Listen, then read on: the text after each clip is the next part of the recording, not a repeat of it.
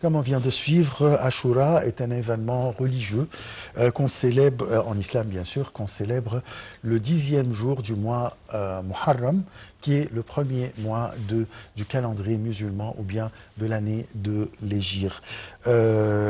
Ashura aussi a une commémoration du jour du prophète Moïse, quand il a traversé la mer Rouge.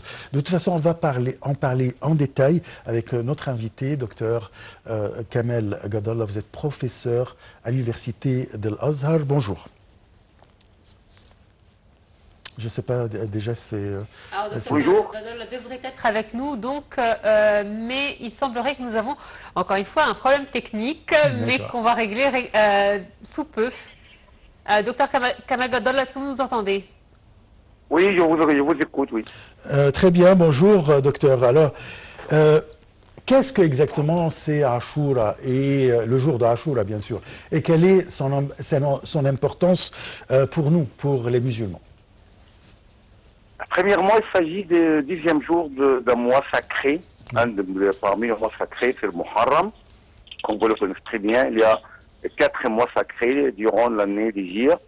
Nous avons par exemple le Zulqa'da, Zulhijja, le Muharram et Rajab, d'une façon tout à fait solitaire et indépendante, parce que Rajab, ce n'est pas très collé à 6 mois. Donc c'est le troisième mois sacré et c'est le 10e jour de ce mois sacré. Donc c'est d'une part. D'autre part, il correspond bien à ce jour où Allah a délivré notre prophète, notre maître Moïse et son peuple de l'oppression de Pharaon. Donc, pour nous, en tant que croyants en Allah, en tant que monothéistes, en tant que suivants de la méthode d'Allah, peu importe pour nous, par exemple, de dire qu'il s'agissait d'un souverain ou bien d'un roi qui était injuste, qui s'appelait Pharaon. Ce n'est pas Pharaon ici, ce n'est pas un attribut, c'est pas un adjectif, mais c'est le nom propre de cette personne qui avait opprimé Moïse et son peuple. Donc, à ce jour-là, Allah a délivré Moïse et les enfants d'Israël, les descendants d'Israël. Donc, dès l'arrivée du prophète sallallahu alayhi wa sallam à Médine, il a réalisé que les Juifs jeûnaient ce jour pour célébrer en fait cette mémoire ou bien cette occasion tout à fait exceptionnelle dans leur histoire. Donc il a dit, moi j'ai mérité le plus, Moïse plus que vous.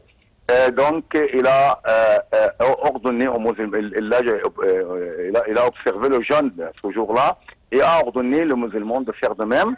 Et il a dit, si j'y vivrai l'année prochaine, je vais observer le jeûne pour le 9e et le 10e jour. Donc c'est à partir de ce moment-là, tous les musulmans ont l'habitude d'observer le jeûne d'une façon tout à fait normalement facultative, c'est pas obligatoire, mais il y a des bonnes vertus en fait pour l'observance du jeûne ce jour-là. Parce que le prophète, il a dit, donc, l'observance du jeûne de ce jour, de Ashura, va absoudre, en fait, tous les péchés de l'année dernière. Donc, c'est aussi une grande rétribution, une immense récompense de la part d'Allah, gloire à lui. Est-ce qu'on peut dire donc que finalement, par cette histoire, l'islam est le pont entre les différentes religions monothéistes, c'est-à-dire qu'elle est vraiment le lien elle fait le lien entre les différentes religions monothéistes, c'est-à-dire le judaïsme et le christianisme, et quelles sont finalement les leçons à tirer de cette histoire? C'est-à-dire, est-ce que cette histoire nous amène à se rapprocher de Dieu, à lui faire confiance, à s'ouvrir à lui? Oui, c'est tout à fait normal parce qu'en fait, si on cherche à vérifier les choses telles qu'elles sont, on va découvrir que toutes les religions ne sont que l'islam. Effectivement, parce que l'islam, c'est quoi? C'est la manifestation absolue à la volonté divine, c'est-à-dire d'être voué intégralement à son créateur. Donc, c'est l'esprit, c'est l'essence de de l'islam et de toutes les religions monothéistes. L'islam, en fait, parmi les conditions de la bonne croyance, de la bonne foi en islam, de la foi ferme et bien établie, c'est le fait de pouvoir en tout le prophète avant le prophète Mohammed sallallahu alayhi wa sallam. قل آمنا بالله وما أنزل إلينا وما أنزل إلى إبراهيم وإسماعيل وإسحاق ويعقوب والأسباط, etc. C'est-à-dire qu'il faut croire à tous les prophètes avant le prophète Mohammed sallallahu alayhi wa sallam. Et d'autre part, le prophète, qu'est-ce qu'il a dit? Il a dit Al-Anbiya ikhwatun li'illat, ummahatuhum shatta wa abuhum wahid. C'est-à-dire que les religions, bien les adeptes des religions, c'est comme des cousins, comme par exemple des frères et sœurs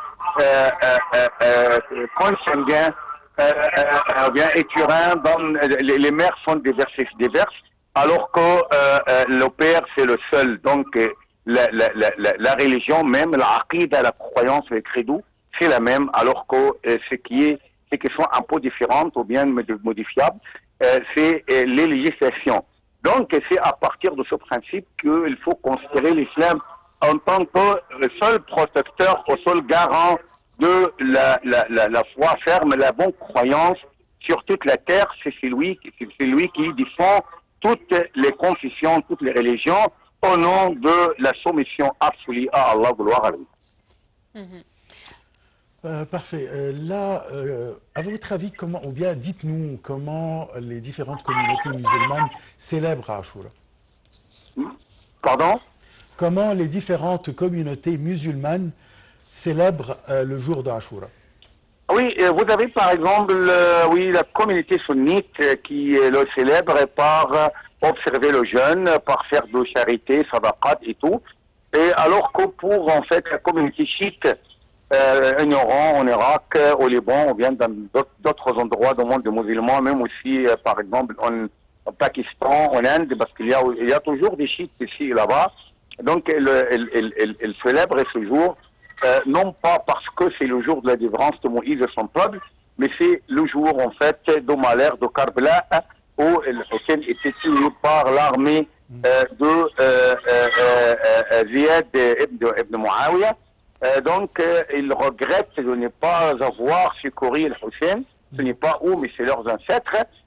Donc il y a des choses en fait qui ne sont pas logiques qui se passent. Mais quand même, en fait, c'est un jour inoubliable dans la mémoire des communautés musulmanes. Je crois que les Juifs sont très très bien conscients en fait de ce jour.